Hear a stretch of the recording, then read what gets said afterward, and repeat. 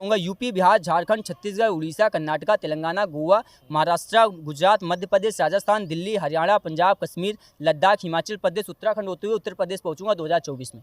अच्छा, भिखमंगा मत बनो, भीख मांगने की आदत छोड़ दो, देने के लिए सोचो। हमेशा लेने के लिए सोचोगे तो भारत गरीब बनेगा, देने के लिए सोचोगे तो भारत की इकोनॉमी बूस्ट करेगी। हमें जब हमारा भारत देश आज़ाद हुआ था उस टाइम पानी बोतल में नहीं बिकता था, लेकिन आज बोतल में पानी बिक रहा है। कल्पना कर सकते हो कल ऑक्सीजन भी पैक होकर बिकेगी।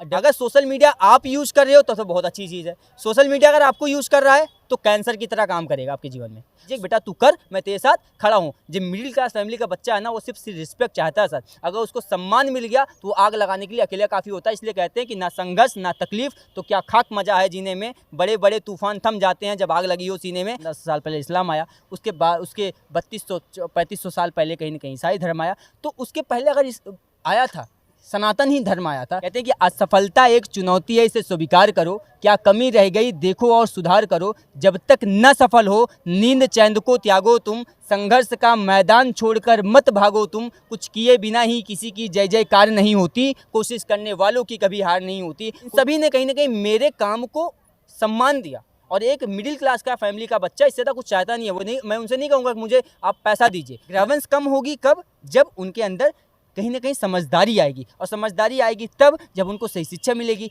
सही शिक्षा मिलेगी तब जब उनको सही टीचर मिलेंगे। सही टीचर मिलेंगे तब जब उनको अच्छी गवर्नमेंट सुविधाएं देगी। और अच्छी गवर्नमेंट सुविधाएं देगी तब जब गवर्नमेंट इस पर विचार करेगी। और एक टिकटॉक आता है पूरे भारत में एक्सपैंड कर जाता है, उसको बैन करना पड़ता है। इंस्टाग्राम, यूट्यूब, फेसबुक ही ऐसा प्लेटफॉर्म है। भारत में ऐसा इन्वेंशन अभी तक क्यों नहीं हो पाया? इससे आपने जीवन में अगर संघर्ष ही नहीं किया और संघर्ष को भी मजे से नहीं किया। हम संघर्ष भी करते हैं, कंजूसी से करते हैं। संघर्ष करो तो मजे से करो। परसों यहाँ माननीय मुख्यमंत्री से मुलाकात हुई थी, उसके बाद डिप्टी सीएम यहाँ पे मुलाकात हुई थी, पर्यावरण मंत्री से मुलाकात हुई थी। नमस्कार दोस्तों, अभी मैं बिहार की राजधानी पटना में हूँ, जो कि पाटलिपुत्र पार्क है। और यहाँ पर एक भैया मुझे मिले हैं जिनका एक बोर्ड आप देख रहे होंगे, 10,000 किलोमीटर पद यात्रा। यानी कि ये भैया 10,000 किलोमीटर की यात्रा पैदल करने वाले हैं, जिसमें ये भैया 1600 किलोमीटर की पद यात्रा कर चुके हैं। और अयोध्या से 4 दिसंबर 2022 को निकले थे और आज पटना पहुंच चुके हैं। और यहाँ पर भैया पेड़ पौधे लगा रहे हैं। तो भैया से जानते हैं कि आखिर उन्होंने कैसे इसको सोचा और इसको आगे और कहाँ तक लेके जाने वाले हैं। तो भैया आपका नाम क्या हुआ? मेरा नाम आशुतोष पांडे है सर। और 4 दिसंबर 2022 को मैंने अपनी यात्रा शुरू करी अयोध्या से। और ये राष्ट्र रक्षा, राष्ट्र निर्माण को लेकर की जा रही है। क्योंकि जिस तरीके से हम पर्यावरण को बर्बाद करते चले जा रहे हैं, अगर ऐसे ही हम इसको काटते चले गए तो आने वाले समय में पानी की तरह ऑक्सीजन को पैक करके बेचा जाएगा। जो बेच रहा होगा वो तो जिंदा रहेगा, जो खरीद रहा होगा वो मर जाएगा। ऐसी स्थितियां ना पैदा हों, उसको लेकर कहीं ना कहीं समाज को अवेयर होने की जरूरत है। और हमें कहीं ना कहीं आज कनेक्टिविटी पर्यावरण को लेकर कहीं ना कहीं लेकर चलनी पड़ेगी। यूथ को कनेक्ट करना पड़ेगा। 55% यूथ पोटेंशियल भारत के अंदर है। वो दिन भर केवल चलछैया छैया के ऊपर नाच रहा है। उसको पता ही नहीं है कि मुझे समाज के लिए कुछ करना है, या समाज को लेके भी हमारी रोल एंड रिस्पॉन्सिबिलिटी है। 130 करोड़ की जनसंख्या में हम पूरे जीवन में अपना 2.5 पेड़ यूज़ करते हैं, काटते हैं और चले जाते हैं, मर जाते हैं। लेकिन 2.5 पेड़ लगा के कभी बड़ा नहीं करते। 5 मिनट भी अगर आपको ज़िंदगी सर्वाइव करनी है तो ऑक्सीजन की जरूरत पड़ेगी, उसके बाद सर्वाइव करनी है तो पानी की जरूरत पड़ेगी, उसके बाद सर्वाइव करनी है तो खाने की जरूरत पड़ेगी। ये तीनों चीज़ मिल गया, उसके बाद ही आप मोबाइल से वीडियो बना पाएंगे, आप सवाल पूछ पाएंगे, आप गाड़ी से चल पाएंगे, आप आईफोन कैरी कर पाएंगे, आप जो भी XYZ है, आप गर्लफ्रेंड कैरी कर पाएंगे। या फिर जिस तरीके से आप टिप्पणियाँ करते हैं, जो मैं चलता हूँ, मैं उनके लिए बोलना चाहता हूँ। जो मुझे क्रिटिसाइज़ करते हैं, आप जीवित हैं इसलिए मुझे मेरे बारे में बोल पाते हैं। कारण है कि आप उससे वंचित हैं, आपको समझ ही नहीं आ रहा कि आप जीवित हैं। और आप जिस चीज़ को देख नहीं पा रहे हैं उसकी कल्पना नहीं कर पा रहे हैं। और जिस चीज़ की आप कल्पना नहीं कर पा रहे हैं, आप उसी चीज़ का कहीं ना कहीं आज विनाश करते चले जा रहे हैं, नष्ट करते चले जा रहे हैं। जब भारत देश आज़ाद हुआ था तो 52 करोड़ लोग हुआ करते थे। उस टाइम पेड़ ज़्यादा हुआ करता था, पॉपुलेशन कम हुआ करती थी। आज 152 करोड़ लोग हो चुके हैं, पॉपुलेशन ज़्यादा हो चुकी है, पेड़ कम हो चुका है। जिस देश में पेड़ आज कम हो चुका है, पॉपुलेशन ज़्यादा हो चुकी है, उस देश की हेल्थ इंफ्रा कैसी रहेगी, इस पर विचार करने का टाइम है। कैंसर सिर्फ गुटखा खाने से नहीं होता। आप पॉल्यूटेड एयर कंज्यूम कर रहे हैं, फिल्टर वाटर कंज्यूम कर रहे हैं, केमिकल साथ फूड कंज्यूम कर रहे हैं, उसको कहीं ना कहीं कंज्यूम करने से भी आपका बॉडी का इंटरनल पार्ट इफेक्ट होता है और उससे भी आप कैंसर के पीड़ित होते हैं। अच्छा, ये पद यात्रा कहाँ से शुरू हुआ है? 4 दिसंबर 2022 को अयोध्या से शुरू हुई थी।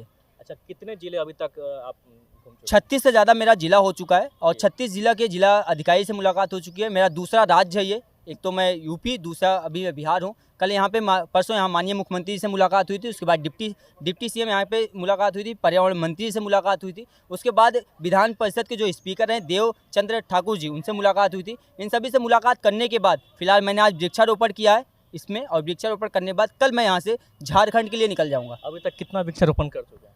300 से ज़्यादा वृक्षारोपण हो चुका है मेरा। इस टाइम 35 से आसपास मेरा जिला हो चुका है। उसके साथ 35 के आसपास स्कूल के अंदर सेमिनार्स करके यूथ को कनेक्ट कर चुका हूँ। यूथ को बताया जा रहा है कि बेटा सबसे पहले हमें कुछ बचाना है तो अपनी रियलिस्टिक चीज़ें बचानी है, जो नेचर है, क्योंकि वही है तभी आप हैं। आप उसके बिना आप जीवन की कल्पना भी नहीं कर सकते। आज हम उसको बर्बाद कर रहे हैं क्योंकि हम कहीं ना कहीं उस चीज़ के अभाव में नहीं हैं।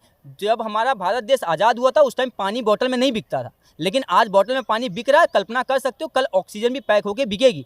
WHO के अकॉर्डिंग $470 मिलियन की इकोनॉमी अकॉर्डिंग टू WHO हम लॉस कर जाएंगे 2050 तक। जिस तरीके से हम पर्यावरण को नष्ट करते जा रहे हैं, जिस तरीके से पेड़ को हम बर्बाद करते चले जा रहे हैं, हमारी हेल्थ इंफ्रा खराब होती चली जाएगी। और अगर इस तरीके से प्राकृतिक आपदाएं आई तो सारा रिसोर्सेज बंद हो जाएगा। जिससे आपने कोविड में देखा, कोविड में जैसे सारे रिसोर्सेज बंद हुए वैसे सारे रिसोर्सेज बंद होंगे। गवर्नमेंट केवल हेल्थ इंफ्रा पे काम करेगी। पूरी दुनिया में 125 नंबर का हमारा हेल्थ इंफ्रा है और एजुकेशन इंफ्रा हमारा 35 नंबर का है, जिसमें हम सस्टेन भी नहीं कर रहे हैं। आज हमें इसकी रिस्पॉन्सिबिलिटी उठाने की जरूरत है और समाज को लेकर कहीं ना कहीं काम करने की जरूरत है। उसमें यूथ को कहीं ना कहीं आज आना पड़ेगा, केवल नाचने से काम नहीं चलेगा। अच्छा, आप कितने राज्य और जाने वाले हैं? मैं अभी तो दूसरा राज्य चल रहा, 19 राज्य जाऊंगा। यूपी, बिहार, झारखंड, छत्तीसगढ़, उड़ीसा, कर्नाटका, तेलंगाना, गोवा, महाराष्ट्र, गुजरात, मध्य प्रदेश, राजस्थान, दिल्ली, हरियाणा, पंजाब, कश्मीर, लद्दाख, हिमाचल प्रदेश, उत्तराखंड होते हुए उत्तर प्रदेश पहुंचूंगा 2024 में।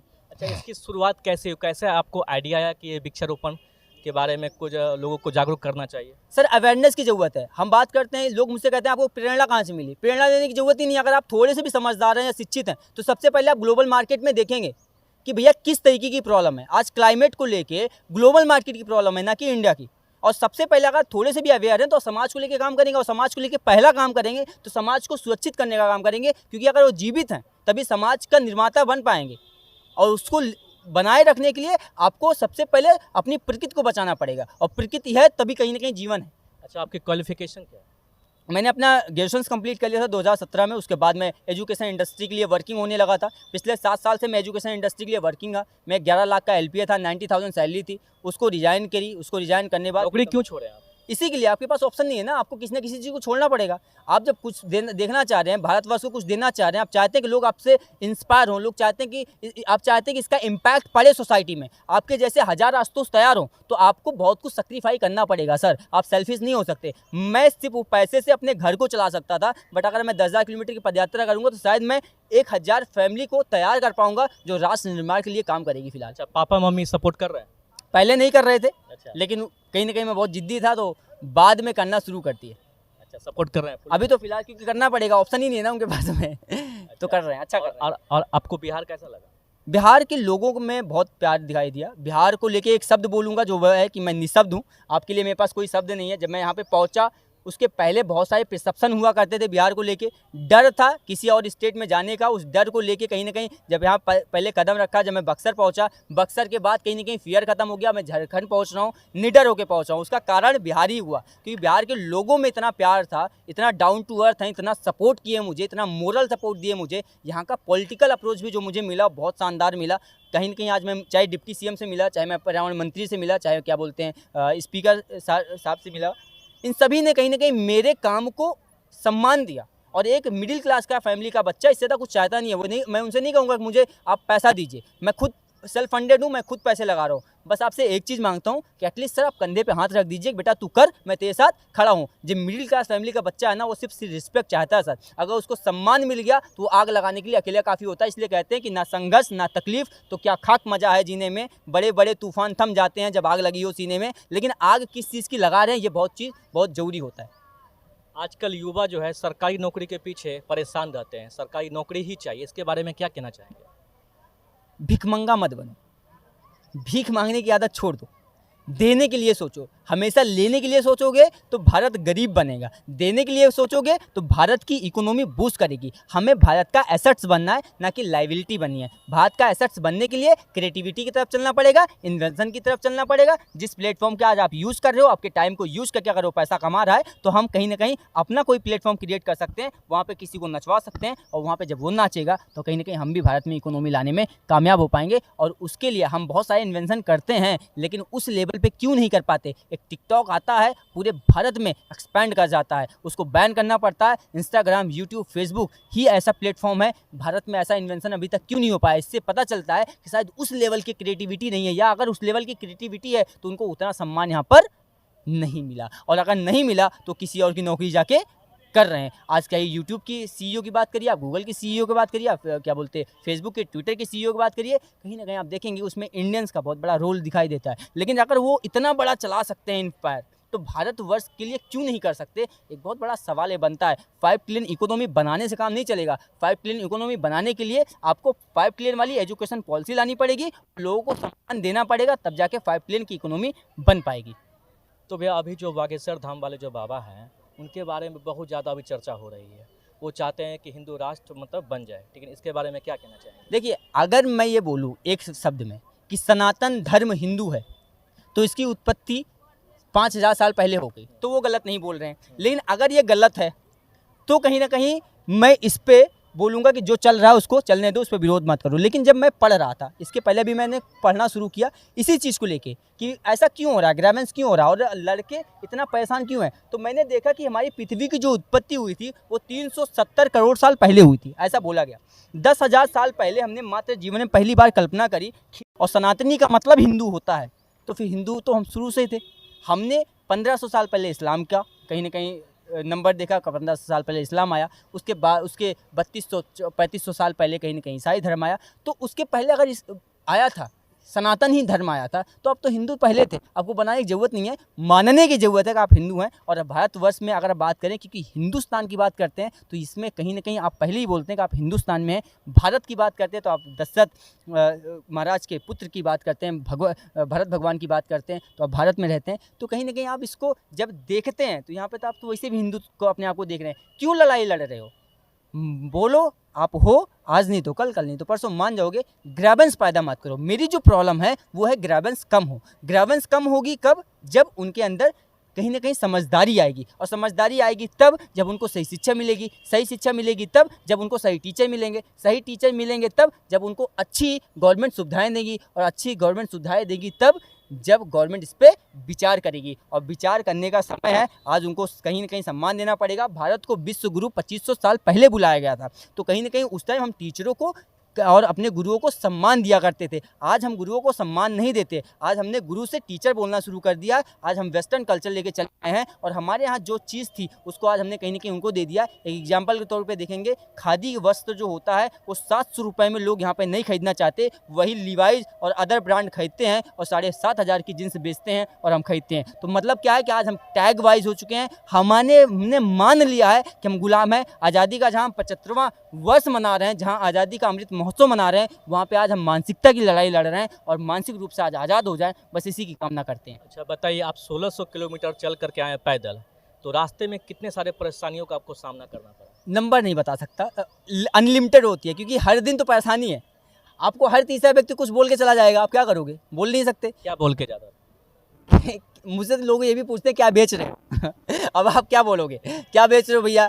ठीक है, तो इस तरीके के जब लोग टिप्पणी करते हैं, या फिर आपके अकेले करने से क्या हो जाएगा, क्या इसको लगाने से पेड़ लग जाएंगे? तो मतलब इस तरीके जो अननेसेसरी सवाल आते हैं, पहले तो मैं जवाब दिया करता था, आज जो समझ में आ गया कब बोलना है, कहाँ बोलना है और कितना बोलना है, ये चीज़ कहीं ना कहीं वक्त के साथ समझ में आना शुरू हो चुकी है। तो अब मुझे लगता है कि जिस दिन मेरा विरोध नहीं होता उस दिन मुझे लगता है मैंने कोई अच्छा काम नहीं किया, और जब विरोध होता है तो मैं उनसे सीख पाता हूँ, शब्द मिलते हैं, क्योंकि उस टाइम आपका जो पेशेंस का लेवल होता है वो बहुत ज़्यादा होना चाहिए। आपके अंदर गुस्सा भी आ रही है, सामने वाले से बोलना भी नहीं चाह रहे हैं, पेशेंस आपको बहुत हाई रखना पड़ता है। और कोई आता है गले लगाता है, इतना प्यार देता है कि आपको लगता है कि अब बस यही तो सब कुछ है, उस दिन आप बहुत ज़्यादा खुश हो जाते हैं, तो भी आपको बहुत मेंटेन करना पड़ता है। तो सुख और दुख को मैं डेली मेंटेन कर रहा हूँ, इसीलिए लगता है मेरा व्यक्तित्व धीरे धीरे बदल रहा है, और कुछ नहीं तो मेरा व्यक्तित्व बदल ही जाएगा। अच्छा, एक दिन में कितना किलोमीटर पैदल यात्रा करते? 30 किलोमीटर मैं चल जाता हूँ। 30 किलोमीटर? 30 किलोमीटर चल जाता हूँ। शुरुआती दिनों में 30 किलोमीटर चल जाता था, बट अभी कहीं ना कहीं थोड़ा कम होने लगा, क्योंकि जैसे जैसे लोग पहचानना शुरू किए,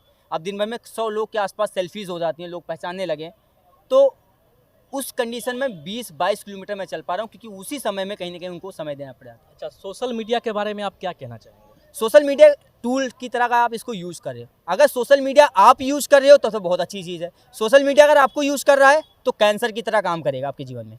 सोशल मीडिया आज आपको यूज़ कर रहा है। 2018 का डाटा था, हम 4 घंटे 4.5 घंटे एवरेज टाइम ले रहे थे। कोविड और जियो ने कहीं ना कहीं हमें और ज़्यादा, एक तो वैसे विकलांग थे मानसिक रूप से, हमें और विकलांग कर दिया, यूथ को और विकलांग कर दिया। उनके पास में इन्वेंशन था नहीं तो कोविड में केवल नाचने की आदत पड़ गई। कहा जाता है कि जिस काम को आप 7 दिन करते हैं वो आपके सबकॉन्शियस माइंड में बैठ जाता है। 21 दिन के अंदर आपकी बॉडी के अंदर कहीं ना कहीं वो चीज़ दिखने लगती है और 90 डेज़ के अंदर आप एक्सेप्ट कर लेते हैं और रिएक्ट करना शुरू कर देते हैं। साइंटिफिकली प्रूव्ड हुआ है ये चीज़। तो हमने 90 दिन तो खूब नाचा, तो आज हमारा समाज जो है पूरा नाचने के लिए तैयार हो चुका है। 8.5 घंटे टाइम दे रहा है, ये कहीं ना कहीं सोचने का टाइम है।